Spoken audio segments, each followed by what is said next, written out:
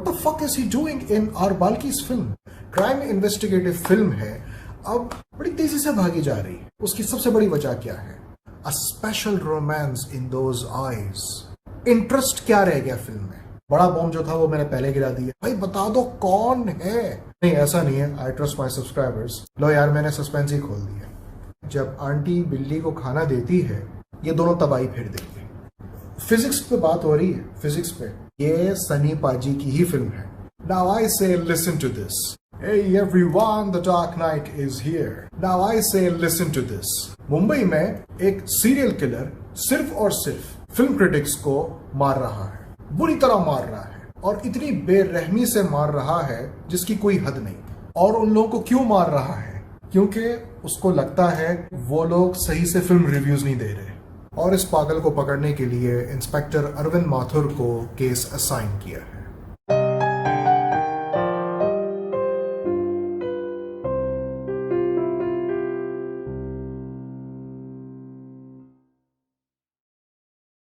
चुप, revenge of the artist, ये एक क्राइम थ्रिलर है।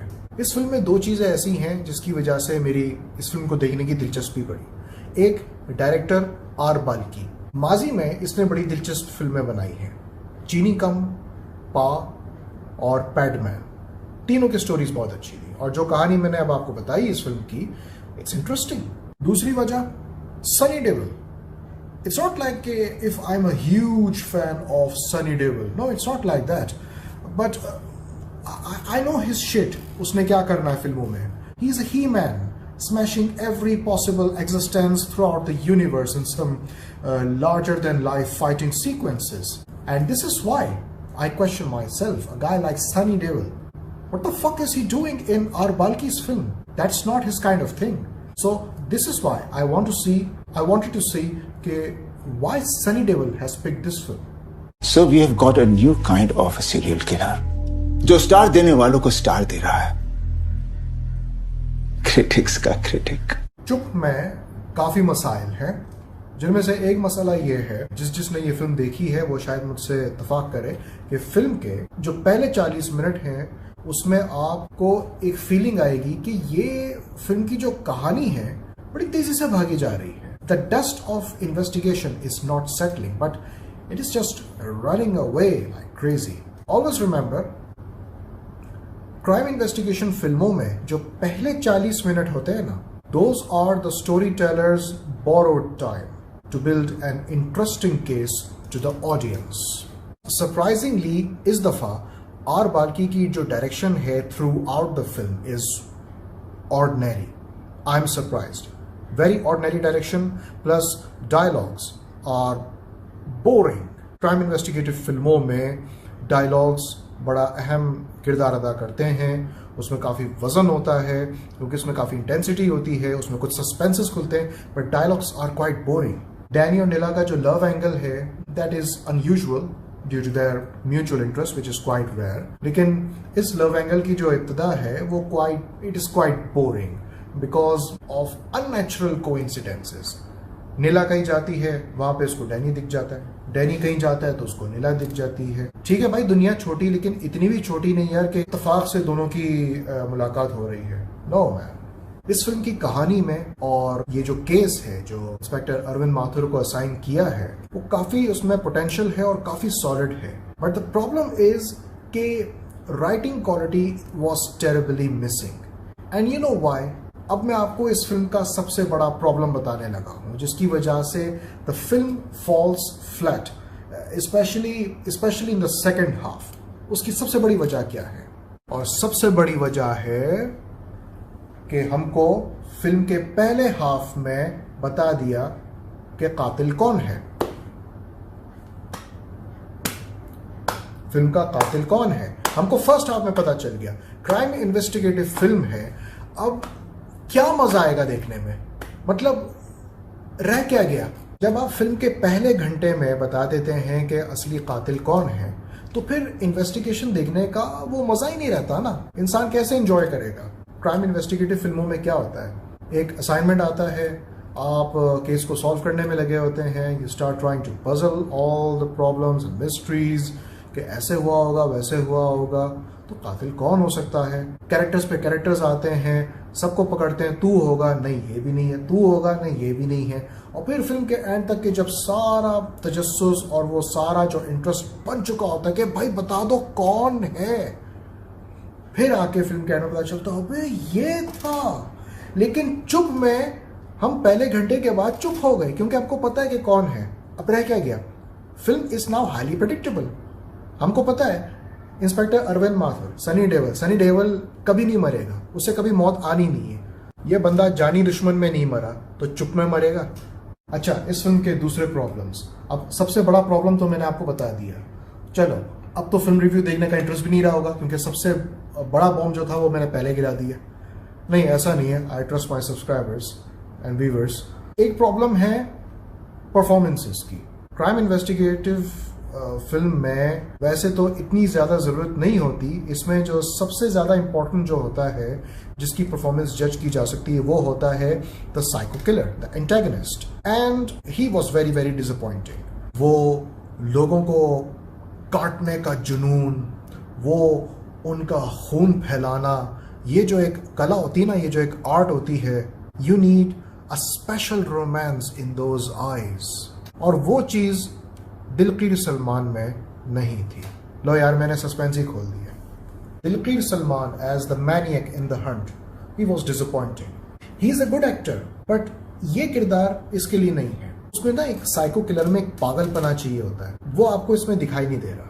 अगर आपको साउथ से, मलयालम से ही अगर कोई एक्टर चुनना ही था इस रोल के लिए, I am not being racial, I am just saying, see, he is a Malayalam actor, he is Mammootty's son, and he was picked for this role. और फिर डायलॉग्स भी आपको हिंदी में बोलने हैं। It's not really easy for Malayali actors to speak the dialogues in Hindi, and you are playing such a crucial role, playing a maniac role, and you have to deliver all the dialogues in Hindi. It's not easy for them. No man, I was disappointed looking at Dilkeer Salman. I saw him in Karwa, he was looking really good, but this was not for him. चुप में इस role के लिए, if I was the director, I would have picked राजकुमार राव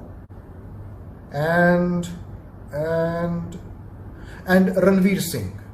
ये दो लोग, राजकुमार राव और रणवीर सिंह, इनको अगर अपने किरदार में पागलपना लाने को कहो ना, इंटेंसिटी बढ़ाने को कहो, ये दोनों तबाही फेर देंगे। रणवीर को मजाक में समझना, यस, अजीब किस्म के कपड़े पहनता है, कभी कभार ज़रूरत से ज़्यादा ओवर एक्टिंग करता है, but that guy is a good actor. अगर डायरेक्टर उससे काम ले, वो वाकई करके दिखाएगा। राजकुमार का तो हमें पता है यार, बंदा शहजादा एक्टर है यार। इतने सालों के बाद मैंने पूजा भट्ट को किसी फिल्म में देखा। हर character looked promising, interesting, but अफसोस की बात यह है कि उस फिल्म में इतने सीन्स हैं ही नहीं पूजा भट्ट के। काट दिए या क्या किया, आई डोंट नो, बट मुझे तो लगा था कि काफ़ी सीन्स होंगे और काफ़ी बड़ा रोल होगा उसका, लेकिन ऐसा कुछ नहीं था। सनी देओल को, I don't know Sunny Deol क्या चाह रहा था, लेकिन ऐसा कुछ भी स्पेशल नहीं था अबाउट हिज परफॉर्मेंस। बस उसने एक ऐसी फिल्म चुनी जो वो नहीं चुनता है, एंड वी ऑल एक्सपेक्ट के ये 60+ एक्टर्स, जो 80 के जनरेशन के जो एक्टर्स हैं, ये इस उम्र में आके कुछ चूजी रोल्स करें। So he did, but unfortunately there was nothing about his performance. Film में प्लॉट होल्स भी हैं। एक सीन जिसे मैं समझता हूँ कि हाँ, there can be a mistake, but share your opinion about that. पहला जो मर्डर सीन है, शुरू में जब आंटी बिल्ली को खाना देती है, उस एंगल से जहाँ आंटी बिल्ली को खाना दे रही हैं, उनके पीछे से कातिल घर से बाहर चला जाता है।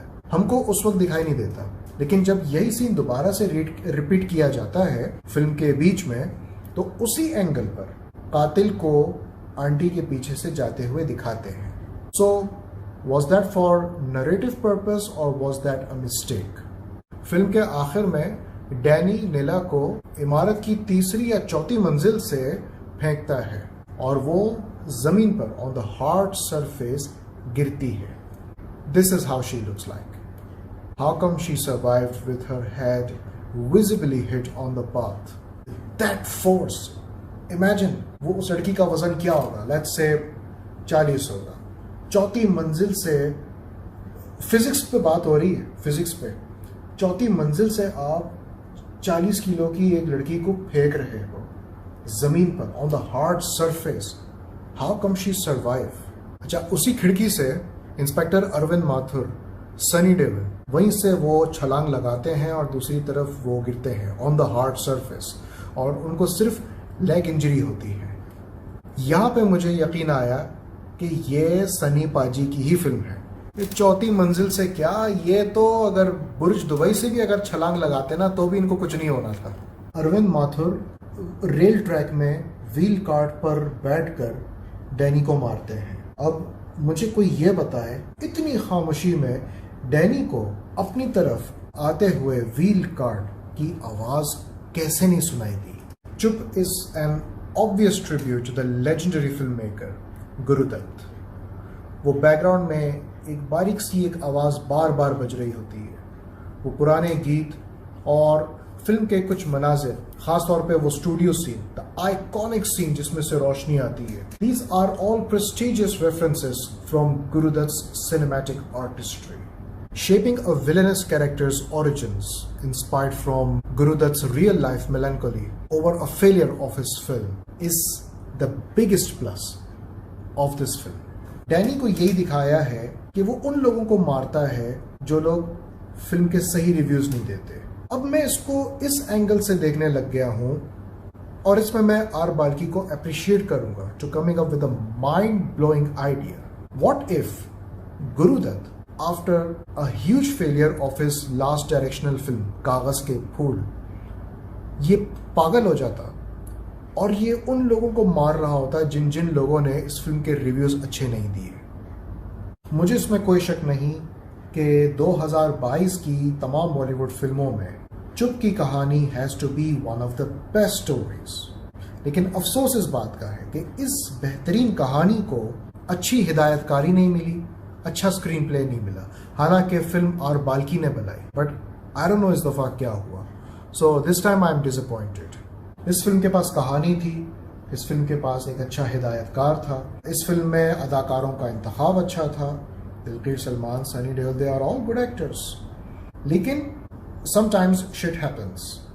सब कुछ होने के बावजूद something is missing. I feel the soul is missing. अगर ये फिल्म वाकई आर बाल्की की ऑथेंटिक हिदायतकारी पर बनती और एक्टर्स अच्छी परफॉर्मेंस देते और कहानी अच्छी होती, maybe it could have been one of the best films of 2022, but it's a disappointment. I'm Sunny Naik.